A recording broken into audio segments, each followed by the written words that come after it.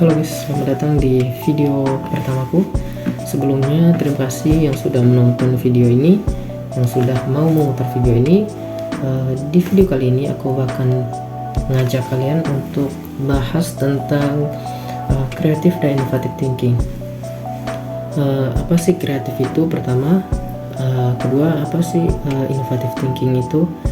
Nah, aku bakal bahas tentang pengertiannya, konsepnya gimana, terus ciri-ciri orang yang berpikir kreatif dan inovatif itu gimana, contohnya tuh gimana sih. Dan aku bakal ngajak kalian untuk coba menganalisis cara berpikir yang kreatif inovatif itu untuk dalam bentuk menciptakan bisnis yang baru. Tidak hanya kreatif dan inovatif thinkingnya, tapi juga berkelanjutan. Jadi kita mulai dari pengertian kreatif.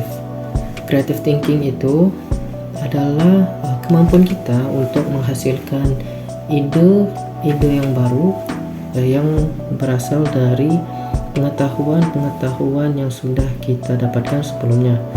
Nah, sedangkan inovasi itu adalah cara kita mengimplementasikan ide yang telah muncul tadi di kepala kita.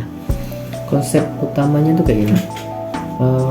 Fokus pada kalau creative thinking itu fokus pada menghasilkan ide yang segar, yang baru, yang unik.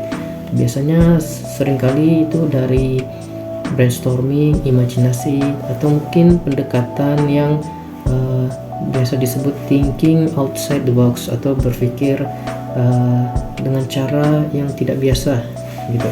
Sedangkan konsep dari innovative thinking itu sebenarnya lebih fokus pada penerapan ide-ide yang udah kita munculkan tadi melalui brainstorming, imajinasi dan sebagainya, untuk menciptakan solusi yang berdampak, baik itu dalam bentuk produk, dalam bentuk layanan, atau mungkin proses yang baru. Nah, ciri-ciri orang yang berpikir kreatif dan innovative thinking itu gimana sih? Yang pertama, mereka pasti berorientasi itu pada masalah. Mereka fokus pada masalah, pemecahan masalah, terus melibatkan perspektif baru atau sudut pandang yang baru dalam masalah yang lama atau yang ada. Yang ketiga itu mereka itu membuat diri mereka mendorong eksperimen dan membuat mereka berani dalam mengambil resiko.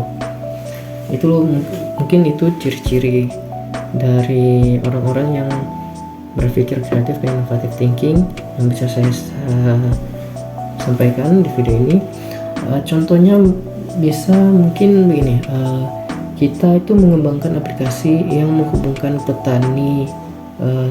petani secara langsung dengan konsumennya, dengan pembelinya. Nah, itu ide, misalkan kita ngide gitu kan. Terus inovasinya atau implementasikannya gimana tuh? Nah, mungkin kita bisa menciptakan sistem pembayaran berbasis blockchain ya, agar lebih transparan dalam pembayaran gitu.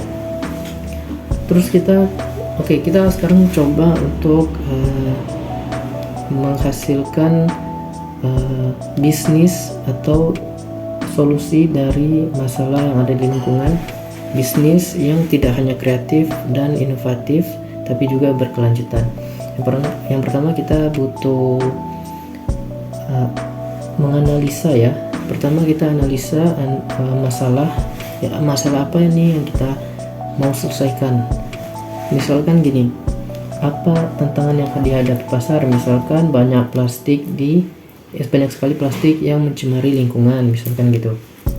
Terus kita cari ide solusi. Kira-kira apa yang bisa membuat atau mengurangi pencemaran lingkungan? Mungkin kita bisa menggunakan bahan biodegradable atau menciptakan refill station. Misalkan kita ngide nih, coba kita bikin sabun itu di refill, jadi kemasannya nggak terbuang-buang. Atau mungkin minyak, biasanya minyak atau kita ngide untuk di refill aja, diisi ulang aja minyaknya biar kemasannya tidak terbuang-buang. Terus setelah kita ngide, kan ada ide-ide yang muncul, kita pilih yang paling bagus dari ide tersebut, yang paling memiliki nilai tambah terbesar dan yang paling mungkin diterapkan. Misalkan refill station kita dipilih karena diterapkan dan memiliki dampak lingkungan yang positif, karena mudah diterapkan dan memiliki dampak positif. Yang keempat atau langkah selanjutnya, kita riset pasar. Setelah kita rancang ide kita rancang gimana cara kita menyelesaikan solusi ini, kita coba riset pasar agar kita bisa lihat gimana kekuatan dari produk kita, peluang kita, terus kelemahan kita, serta ancaman kita. Nah, mungkin kekuatannya itu ada di murah dan ramah lingkungan atau sebagainya. Kelemahannya mungkin orang tidak terlalu peduli dengan pencemaran lingkungan yang terjadi atau sebagainya.